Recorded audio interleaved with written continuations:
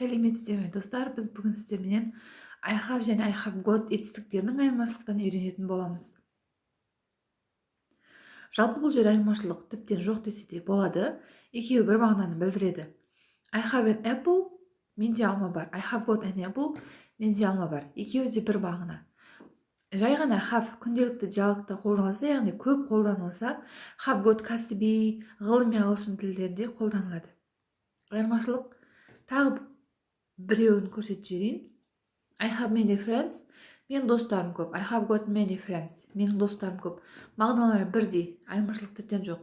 Ал енді мына жерге қарасаңыздар, I have breakfast. Мен таңғы ас ішемін.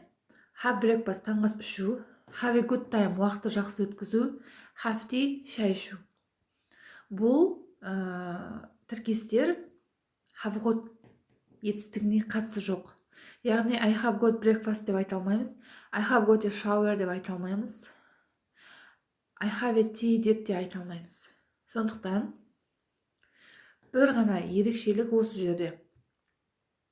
Яғни осындай тіркестерге біз got етістігін қолдана алмаймыз. I have got breakfast деп айта алмаймыз. Ал бұлайша I have got many friends, I have many friends деп айта береді екенбіз. Осы айырмашылықты еске сақтап алыңыздар. Аны жасалу жолына қарайтын болсақ, тіптен оңай. Мысалға, менде сенің телефон номерің бар. I have your phone number. Менде сенің телефон номерің бар. I, we, they, youға have етістігі қолданылса, he, she, itға has етістігі қолданылады.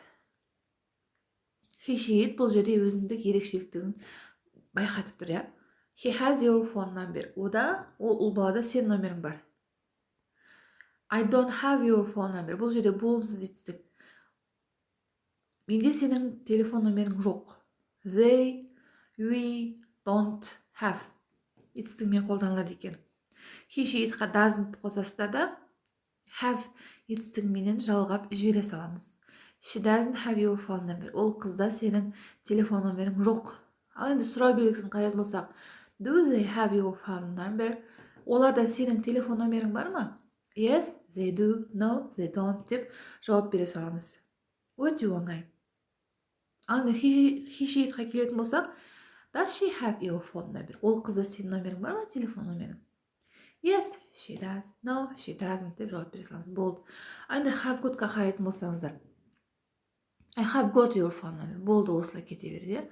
I, they, we have got-қа қолданылса, he, she ерекше болады. Ол да has болады. Has. He has your phone number.